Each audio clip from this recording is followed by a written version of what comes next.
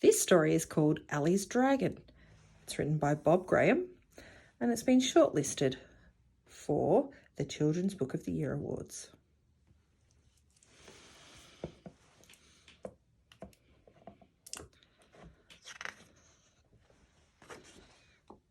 Ellie's Dragon.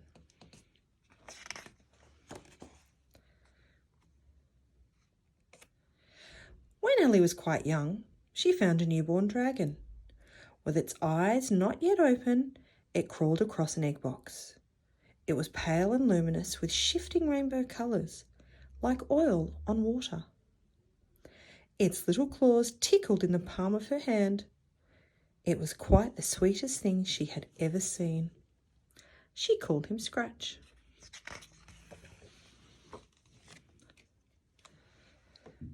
At home she made him a bed. Scratch opened his eyes, black as charcoal. His tiny wings shivered. He was flightless as a silkworm. "He wants some matches, Mummy. He wants to eat the tops off." "Certainly not," replied her mum. "You can't play with matches, sweetie." Her mum saw nothing but an empty matchbox and cotton wool.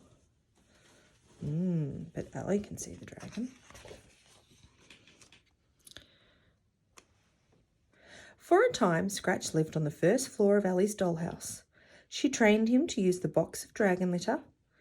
Ellie fed her beast nasturtiums, chilies, and burnt toast, with barbecue coals for mains.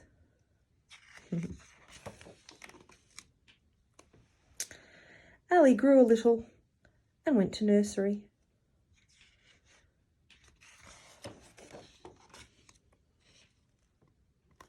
Arlie saw him.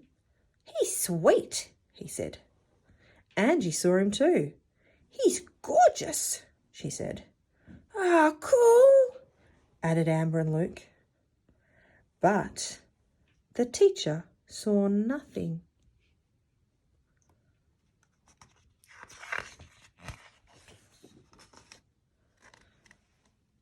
Ellie grew some more. She turned 5 and she started school. She was so excited that she forgot to take Scratch along. It clear slipped her mind. So Ellie didn't see her dragon's first flight, which was mainly downward.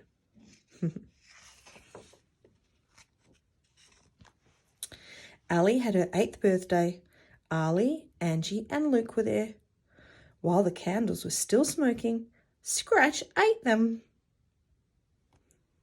And the same night, when all were asleep,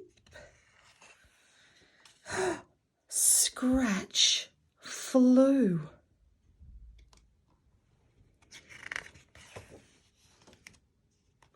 Ellie's dad came to call for outings on the weekends. He never knew he had an extra passenger, or that Ellie shared her popcorn. 2 years later, on Ellie's 10th birthday, Angie, Luke and Arlie came for a sleepover. But things were changing for Ellie and Scratch. Ellie still loved her dragon, but Scratch had way outgrown the dollhouse. So had she. Dragons breathe fire, dragons breathe smoke, dragons fly. Dragons don't dance. Scratch spent more time dreaming on his fire blanket in the corner. Then Ellie was 11 and Scratch began to fade.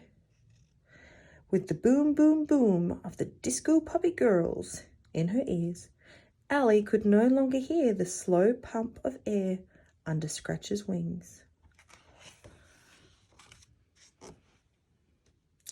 The year after, Ellie could see right through him. On her 13th birthday, Scratch's breath barely melted the icing on the cake. He didn't even eat the candles.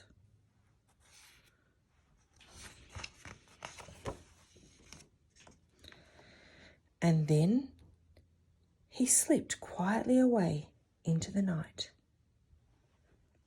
Occasionally, Ellie thought to look for him and almost saw the flick of a tail from the corner of her eye. She thought she smelt smoke or heard a low, fiery furnace over the fence. But Scratch had not gone. Little Sam found him wandering down the high street, a fully grown, house-trained, affectionate dragon, just looking for a new home. And Scratch will probably live with him for some time to come. There he is.